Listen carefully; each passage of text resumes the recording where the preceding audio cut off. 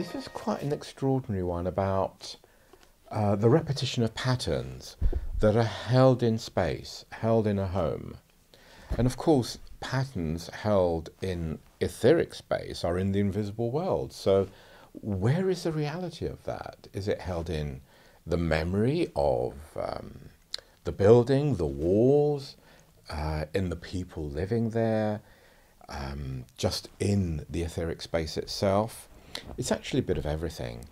And in this particular case, this was in a house in New Jersey. And we were talking and walking around and listening to what the owner's problems were. And we were heading down to the basement. And at the top of the stairs, she opened the door, switched on the light. And as I stood there, this really powerful urge just totally engulfed me. It took me over, and all I wanted to do was push her down the stairs. Now, I thought, this is not very good for client relationships, so I had to kind of restrain myself a little bit.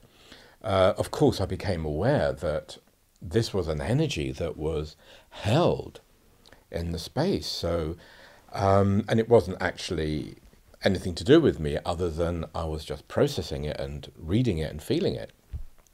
I shared this with the client, and she told me that the event that I had just felt actually happened in reality some years ago, that the previous owners who lived there, the man did actually push his wife down the stairs, and she lay at the bottom struggling and unfortunately died in the process. So that trauma, that sense of emotion got locked into the space.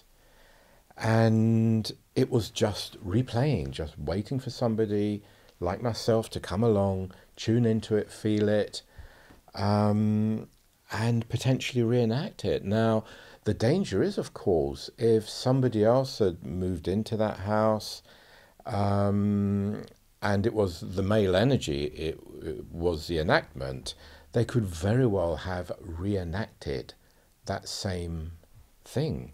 And somebody may have then pushed their partner down the stairs again. So it's very important to actually bring these energies to rest and bring the stories to rest so that they are zeroed out, so they don't affect anybody else. Now, the other extraordinary thing was that when we went downstairs into the basement to have a look around and get a feel of the energy, it was very heavy and sticky. Just out of the blue, this book fell off the shelf. I picked it up, looked at the cover, and it was a book of ghost stories set in English houses. Interesting, I thought. I just opened it, and the first page I opened it to was a story about a man who killed his wife by pushing her down the stairs.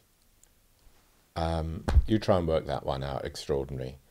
Book falling down, page opening, ghost stories, man pushing wife down the stairs. You couldn't work that one out. But you get these coincidences, these sets of energies that come together that just beautifully explain, beautifully reflect the energies that are going on. So there we go.